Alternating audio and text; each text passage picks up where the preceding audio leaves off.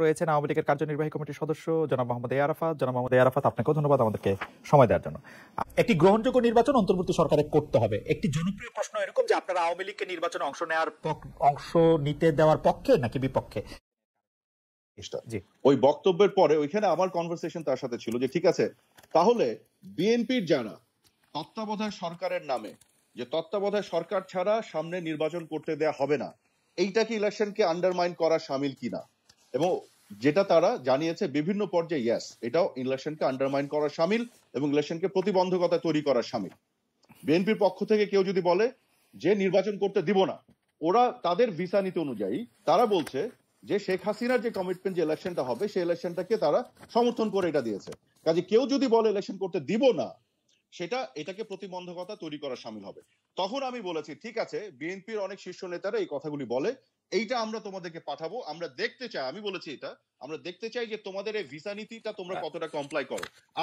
আমি এটা নালিশ করার জন্য না, আমরা পাঠিয়েছি হচ্ছে একটা ওয়ার্ন করার জন্য যে তোমরা যেটা বলছো সেটা তোমরা কমিটমেন্টে রাখো কিনা, নাকি তোমরা আনফেয়ারলি প্লে করবে। আমরা আপনার চিঠিতে পড়ি, চিঠির অনুবাদ। এবং না পড়ার দরকার নাই, আমি তো নিজে লিখেছি, আমি জানি কি লেখা আছে। এবং আপনাকে আরেকটু বলে দেই যেটা আপনারা জানেন না, সেটা হচ্ছে ব্লিংকনকে একটু বলি। ব্লিংকনকে উদ্দেশ্য করে লেখা হলেও এখানে সিসি করা হয়েছে ভিক্টোরিয়া নুল্যান্ডকে, কারণ ভিক্টোরিয়া নুল্যান্ড হচ্ছে প্রথম এই বিষয়টি ভার্বালি আমাদেরকে জানিয়েছিল মে মাসের 3 তারিখে, যেখানে ডনা লু ছিল। এবং এই চিঠির বিষয়বস্তু, এই ভিডিও ক্লিপগুলি ডনা লুকেও সিসি করা হয়েছে এবং তাদের পক্ষ থেকে অ্যাকনলেজ করা হয়েছে এবং একটা ইনফরমালি আমাদেরকে মেসেজও পাঠানো হয়েছে। এটা ফর্মালি না, যে কারণে আমি এটা রিভিল করতে পারছি না। অর্থাৎ আমরা যে তাদেরকে ওয়াচ করছি, আমেরিকানদের, তাদের ভিসা নীতি তারা আনফেয়ারলি যাতে ইমপ্লিমেন্ট বা অ্যাপ্লাই না করে, সেই বিষয়টি জানান দেওয়ার জন্য চিঠিতে আমি এটা লিখেছি। এটা নালিশ করার কোনো উদ্দেশ্য নিয়ে না। এই কথা আমি আপনাকে আরেকটা জিনিস জানতে চাইবো যে মার্কিন ডিপার্টমেন্ট অফ জাস্টিসে বাংলাদেশ এবং বাংলাদেশের 2014 এবং 2018 ইলেকশন নিয়ে কি বলা হয়েছে সেটা কি আপনি নিশ্চয়ই দেখেছেন? তো 2014 এবং 2018 ইলেকশন নিয়ে সেটাকে প্রবল প্রশ্নযুক্ত এবং যেটাকে কোনোভাবেই ফেয়ার ইলেকশন বলা যায় না, সেটা মার্কিন জাস্টিস ডিপার্টমেন্টও বলে। আপনার এটা যদি নালিশই না হয়, আমি যদি এটা বাংলা অনুবাদ করি, জি ভিসা নীতিতে তারা বলেছে যে এটা ফরওয়ার্ড লুকিং, তারা কিন্তু পিছের কোনো রেফারেন্স আনছে না, এই কারণে আমরা ফরওয়ার্ড লুকিং এ গেছি। কারণ এই ভিসা নীতিটা আসতেই হয়েছে 2014 এবং 2018-তে আওয়ামী লীগের শাসনে থাকার কন্ডাক্ট করার দুটি খারাপ ইলেকশনের নজিরের পর এটার ধারাবাহিকতায় এটা আসছে। কিন্তু আপনারা এটাকে ফরওয়ার্ড লুকিং বলতে পারেন, কিন্তু দাঁড়িয়ে আছে কিন্তু 2014 এবং 2018 দুই খারাপ ইলেকশনের উপর।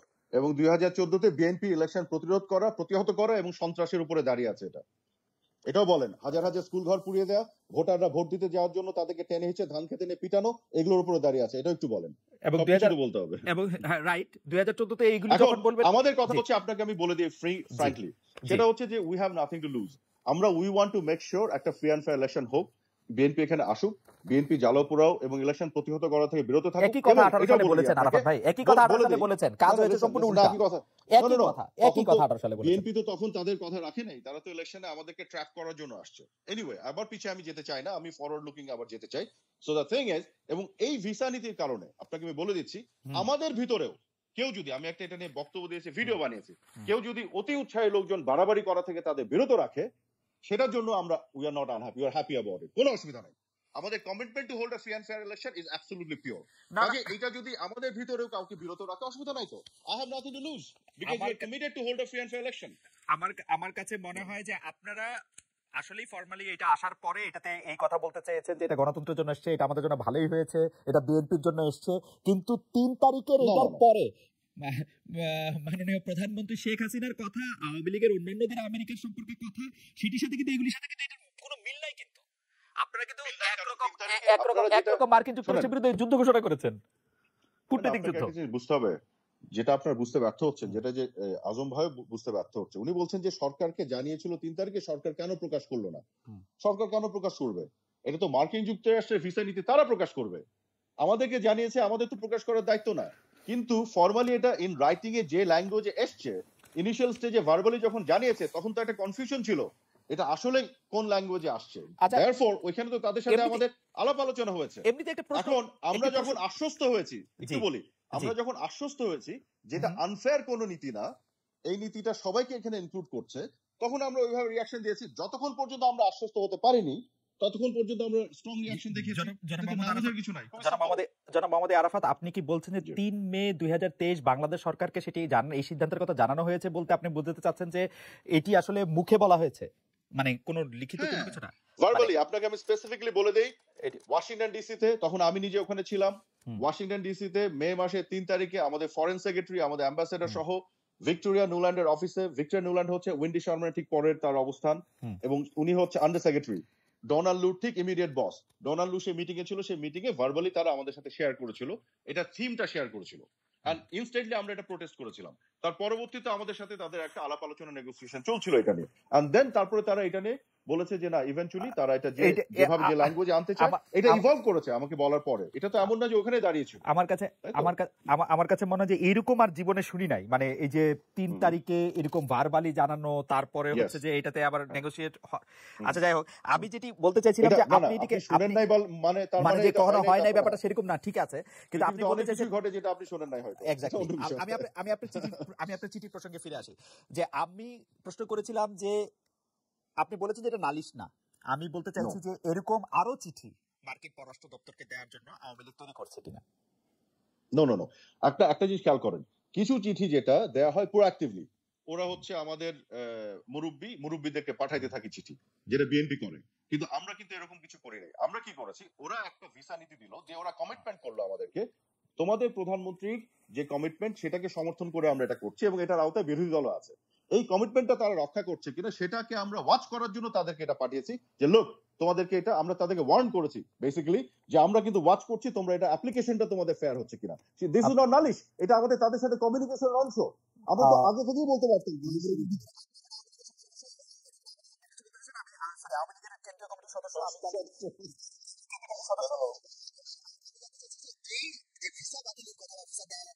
এই ব্যাপারটি আওয়ামী লীগের অভ্যন্তরে কতটা আতঙ্কের সৃষ্টি করেছে, যেটা আমরা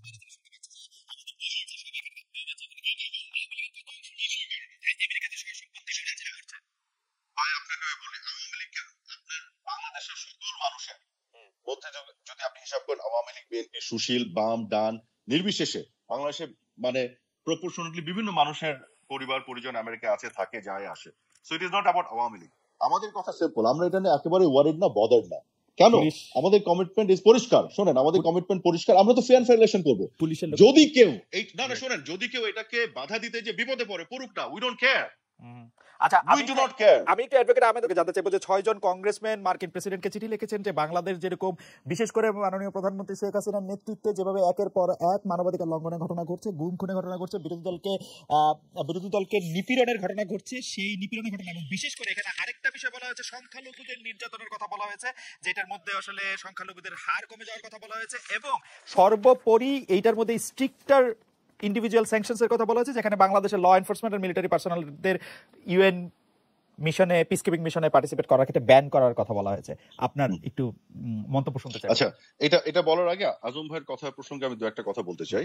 আমি যখন বললাম যে কিভাবে মে মাসে 3 তারিখে ভিক্টোরিয়া নুল্যান্ডের অফিসে মিটিং হয়েছে, তারপর কিভাবে পুরো বিষয়টা প্রগ্রেস করেছে, আজম ভাই বললেন একটা জিনিস, যে এইটার সত্যতা কিভাবে পাবেন। খুবই সিম্পল, আমেরিকান এম্বাসিকে চেক করেন, পিটার হাসের সাথে কথা বলেন, উনি আপনাদেরকে জানাই দিবে। আপনাদের তো যোগাযোগ আছে, আমির খসরু মাহমুদ চৌধুরী সাহেব তো আমাদের সাথেই ছিলেন ওই মিটিং এ, জিজ্ঞেস করলে সত্যটা এক্সাক্টটা পেয়ে যাবেন। আমি চ্যালেঞ্জ করে দিচ্ছি আপনাদেরকে, নাম্বার 1।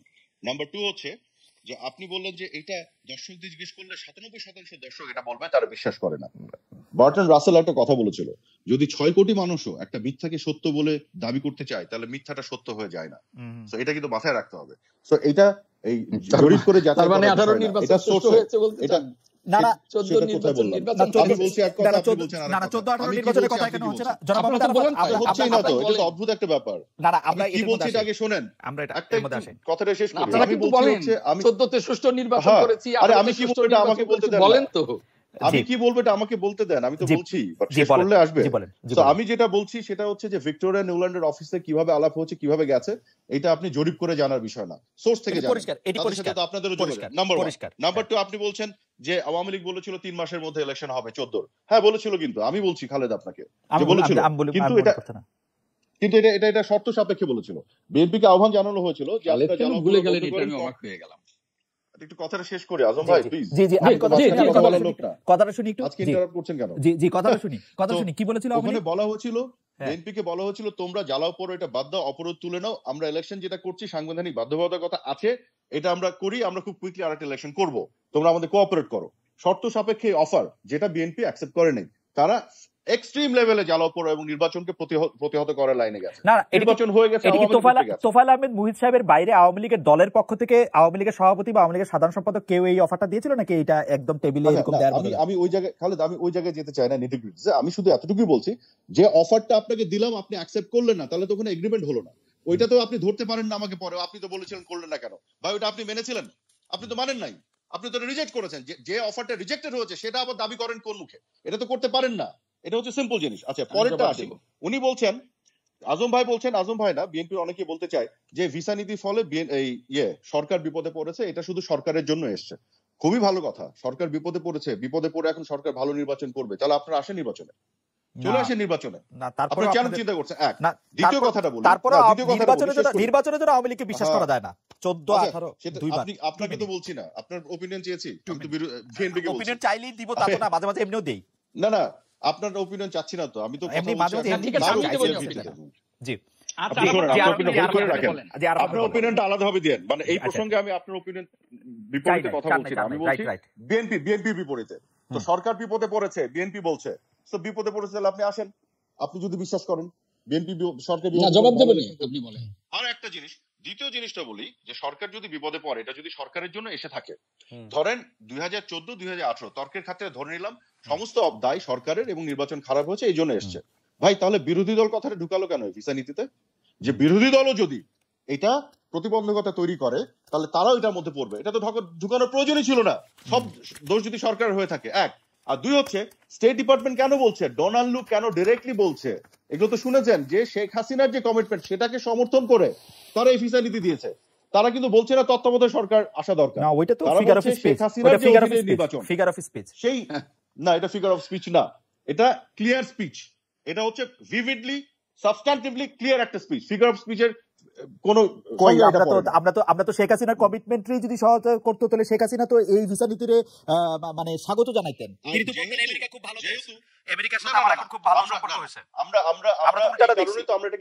এই কারণে তো আমরা এটাকে রিজেক্ট করছি না, আমরা স্বাগত এই কারণে জানাচ্ছি না, সেটাও আমরা ক্লারিফাই করেছি, আপনি হয়তো শুনেননি পূর্ববর্তী সময়। আমরা বলেছি এই নীতিটি আমরা বদার্ড না, এটা ভালো ইলেকশনের ক্ষেত্রে যদি হেল্প করে, বিএনপিকে যদি শাসন করে ভালো কথা, তারা তো তাদের মুরব্বীর কথা শুনে ঠিকঠাক থাকতে পারে, ঠিক আছে ভালো কথা।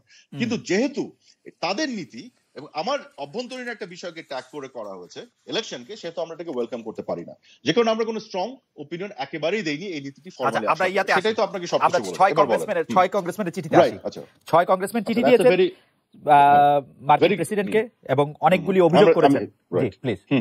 আচ্ছা এইখানে আপনাকে আমি একটু বলি, মার্কিন যুক্তরাষ্ট্রে আপনি জানেন যে কংগ্রেসম্যানদের যে চিঠিগুলি, এই চিঠিগুলি বিভিন্ন ভাবে আপনার লবির মাধ্যমে, উপঢৌকনের মাধ্যমে টাকা পয়সা খরচ করে এগুলো জোগাড় করা যায়। এই চিঠির কন্টেন্টে যদি আপনি দেখেন, একেবারে বিপরীতমুখী কথাবার্তা বলা হয়েছে, একেবারে তথ্যের অপলাপ করা হয়েছে, মিথ্যাচার করা হয়েছে এই চিঠিতে, এবং এটা ক্লিয়ারলি বোঝা যাচ্ছে এই সরকার বিরোধী কিছু মানুষ এই কাজটি করেছে। নাম্বার 1। নাম্বার 2, এই চিঠি যদি বিএনপি ওন করুক, আপনি এই চিঠিতে আওয়ামী লীগকে যতটা বিপদে ফেলছেন তার চেয়ে বেশি আপনি সেনাবাহিনীর বিরুদ্ধে চলে গেলেন। কিন্তু সেনাবাহিনীর একটি মেম্বার এই চিঠির বক্তব্যকে সমর্থন করবে না, যে কাজটা তারা করেছে বাংলাদেশ বিরোধী। কিন্তু একই কার্ড 2007 সালেও খেলা হয়েছিল না, একই কার্ড 2007 সালেও খেলা হয়েছিল না, জানুয়ারির আগে একই কার্ড খেলা হয়েছিল। হ্যাঁ হ্যাঁ এক্স্যাক্টলি, আমরা তো এটাকে সাপোর্ট করি না, আমরা এটা জেনেছি। আমরা করি না, আমরা করি নাই। আপনারা বলছেন আপনারা অখুশি না, আপনারা এই সরকারকে আপনাদের আন্দোলনের ফসল বলেছেন, অখুশি না বলেছেন কেন? ও তো অনুষ্ঠানে তো উপস্থিত আমরা না শোনেন, আমরা যেটা বলেছি সেটা হচ্ছে বিএনপি যে 22 জানুয়ারি 2006 সালে 1.25 কোটি ভুয়া ভোটার সহ যে চুরি করে ইলেকশন করতে যাচ্ছিল, ইয়াজউদ্দিনকে 2 টুপি পরিয়ে প্রধান উপদেষ্টা প্রেসিডেন্ট, সেটাকে যে আটকে দিতে পেরেছি সেটার ব্যাপারে আমরা অখুশি না। কিন্তু 111 এর ব্যাপারে আমরা অখুশি না। কোথায় আমরা তো সারাক্ষণ 111 এর এগেইনস্টে কথা বলি। সেদিনও প্রাইম মিনিস্টার বলেছে, বিএনপি প্রেসিডেন্ট, আমরা 111 যেভাবে এসেছে সেটা তো যখন আপনাদের যেটা সুবিধা সেটা বলেন। বিএনপি নেতৃবৃন্দের বিরুদ্ধে যখন এই মামলাগুলি, তখন সেগুলি ভুয়া মামলা থাকে না, তখন সেগুলি থাকে 111 সরকারের সময় মামলা। একজনের 9 বছর, একজনের 13 বছর, একজনের 9 বছর, একজনের 13 বছর জেল হয়েছে। যখন 111 এর প্রধান কুশীলবকে আপনাদের সংসদ সদস্য করে নিয়ে আসে নোয়াখালীতে রাজা করে রাখতে হয়, তখন আর সেটা 111 খারাপ জিনিস থাকে না, তখন সেটা ভালো হয়ে যায়। না তখন ভালো হয়ে যায়। আমাকে একটু বলতে দিন, 111 যে বিরাজনীতিকরণের রাস্তা তৈরি করেছিল সেটার বিপক্ষে আমাদের অবস্থান, এবং এটা অফিশিয়ালি এটা বিপক্ষে অবস্থান। আমরা 111 এ যারা পাচ্ছি তাদের সাথে বিএনপি বড় বন্ধুত্ব। আমার মনে হয় যে একটু এইখানে খালেদ একটু আজম আদালত বলতে খানকে- প্রধান কুশীলব কে? জি, আমার সবচেয়ে বড় কুশীলব হচ্ছে মাসুদ উদ্দিন চৌধুরী। না, আপনার আরেকটু ইনফরমেশন সার্চ করা উচিত। প্রফেসর মোহাম্মদ ইউনূস, এটা একটু জি। মাথার মধ্যে রাখেন। প্রফেসর মোহাম্মদ ইউনূসের সাথে বিএনপির কোনো বিএনপির এখন সম্পর্ক সবচেয়ে নাই। বিশাল বন্ধু হয়ে গেছে। না, বিএনপির কোনো সম্পর্ক নাই প্রফেসর মোহাম্মদ ইউনূসের।